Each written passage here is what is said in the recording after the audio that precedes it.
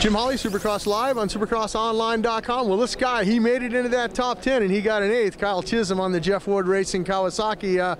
You were happy with that ride. I know earlier the first few rounds you were struggling. Yeah, no, it was good. Finally got in the top 10, about time.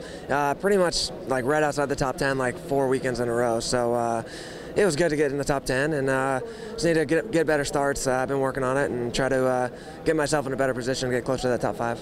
Something else, I know that the guys at O'Neill, they sponsor you as well as Davey Millsaps. He got 7. They saw, hey man, we got a couple O'Neill guys in that top 10. Yeah, no, it's good. Me and Davey grew up racing each other, so we've known each other a long time. So it's cool. Get O'Neill up there and try to get us both in the top 5 would be nice. So, what do you look forward to? You know, you take into that. You got confidence now. You know you can be in that top 10, and you do the track walk here in Dallas. You go, man, I gotta better myself. Yeah, for sure. You know, just putting in work during the week and.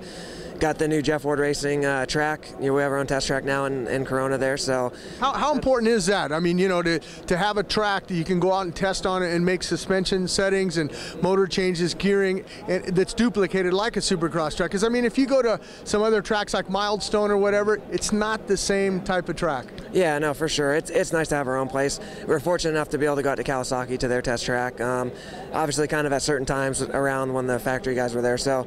With our own place now, it's nice to just be able to go when we want, and we still have the Cali track to go to. So, you know, it's good. You go to those milestones and tracks like that, and it's awesome for the privateer guys and guys like that. And it's good to have something different, but they're obviously a public track is never going to be quite as good as your own private track. So it's good to mix it up a little bit, but it's definitely nice to have that freedom to just go when we want, do what we want at our own track. So, are you happy to be on the East Coast and be back in some domes and stuff, get a little bit more consistency on the tracks? You know what the track's going to develop into? Yeah, for sure. I like the East Coast tracks a lot. The West Coast ones are good, but they just seemed a little different this year. I think they're trying some new stuff, and some worked and some didn't. But no, the East Coast tracks are a little tighter, seem to be a little more technical.